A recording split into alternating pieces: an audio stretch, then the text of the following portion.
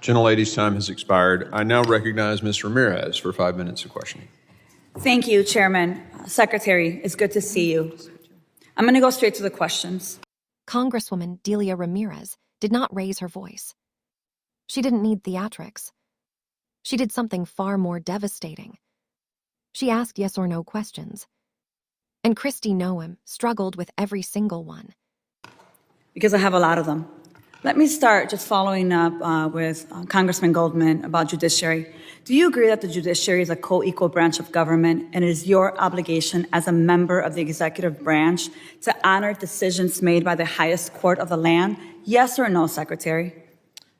We are Yes. abiding by all federal judges' orders, absolutely. So yes, it's a co-equal branch of government. Okay, well, let me ask you a follow-up question to that. Do you agree that Congress is a co-equal branch of government and it is your obligation as a member of the executive branch to honor legislation and appropriations duly authorized by Congress? Yes or no? Yes, that's why Thank I'm you. thrilled to work Well, for let me the ask you the president that is follow-up question enforcing here the because I laws. have a lot of them. Do you agree that Article 1 of the Constitution gives Congress the power of the purse? Yes or no? Yes, it is a duty Do you of believe Congress that, to be let me able ask to you another appropriate follow-up, it's funds. just yes or no. Do you believe you have the power to disregard congressional appropriations and unilaterally repurpose funds that have been duly appropriated by Congress? Yes or no? Ma'am, we are not doing that. So the We are answer to using you is dollars no. as to All how right, they well, were it was a yes or appropriated. no, We're ensuring the Secretary. Let me programs have continue. integrity. Interestingly, you said no. But since you've been Secretary, you have repeatedly disregarded the law. You have illegally impounded funds that Congress appropriated and that your branch of government must implement pursuant to the law. Yet you've closed offices established in law, including the Office for Civil Rights and Civil Liberties, the Office of the Immigration Detention Ombudsman, the Office of the Citizenship and Immigration Services, and you've canceled contracts for programs authorized in law, including shelter and service programs and citizenship and integration grants. You've obstructed and roughed up members of this committee as they attempted to conduct congressional oversight, and then you vilified them. But my question is, if they were so bad, why were they allowed to go in after to conduct oversight? Let me just continue. You redirected funds to terrorize our communities. You created taxpayer-funded political propaganda campaigns to terrorize families and children who don't sleep at night because of the terror of those commercials that you are putting out there. You hold sick, disrespectful press conferences in my state where, let me be clear, you are not welcome.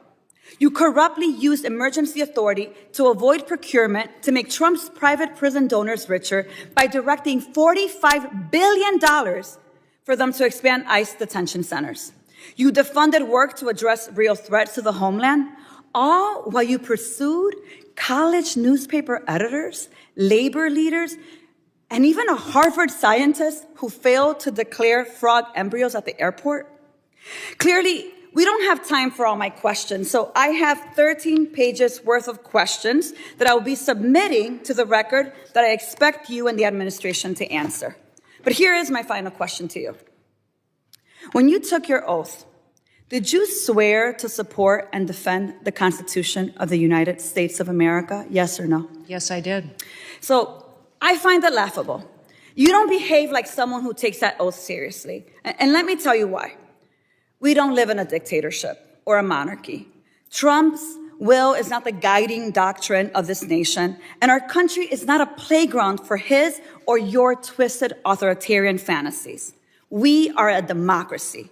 We defend the Constitution and we affirm the rule of law. We respect the co-equal branches of government and we uphold our rights, even when we disagree. The foundation of our nation is based on a core set of constitutional rights upon which our prosperity, our pluralism, and our peace depend on it. You, however, have been leading this work for 116 days. And in that time, you have profiled and dehumanized our neighbors. You've betrayed our constitutional commitment to due process. You've deported United States citizens. You've undermined the courts. You've broken the law. You've engaged in corruption, and you've weaponized the immigration system to violate civil rights. As Senator Murphy perfectly stated, your department is out of control. But you're responsible. You have betrayed the sacred fundamentals of your oath. And I believe to my core that you are not fit to hold the office. And I again, to your face, demand your immediate resignation. And I put it and place it on the record for all of us to see. With that, Chairman, I yield back. Generally yields. Mr. Gabarino is recognized. Thank you, Chairman. Madam Secretary, thank you so much for being here today. I'm the chairman of the Subcommittee on Cybersecurity Infrastructure Protection, so I work with CISA a lot. And this is where it's important to slow down, take a breath, and really understand what just happened in that 5-minute exchange. Because this was not simply a heated political moment. It was not a partisan clash for cable news clips. It was a constitutional reckoning playing out in real time. Delia Ramirez didn't just criticize Kristi Noem's policies. She challenged the underlying assumption that the executive branch can act first and answer later, or worse, never answer at all.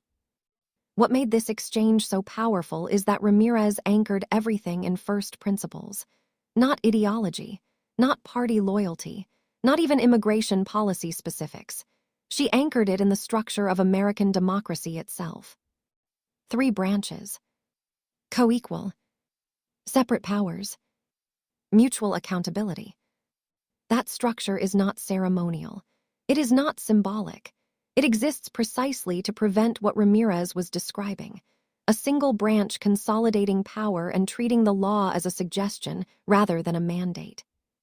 And notice how Ramirez framed her questions. She didn't ask Noem what she thought about the courts. She asked whether she recognized their authority. She didn't ask whether Congress was inconvenient. She asked whether Congress had constitutional power.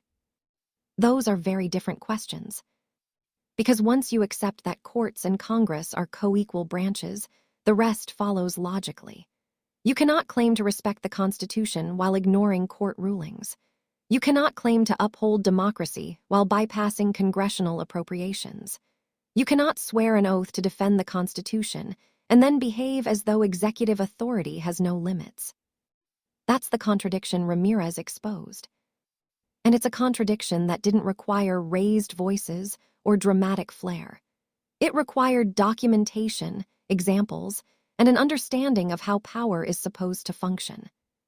What's especially striking is how Ramirez connected abstract constitutional violations to real human consequences. This wasn't a law school debate.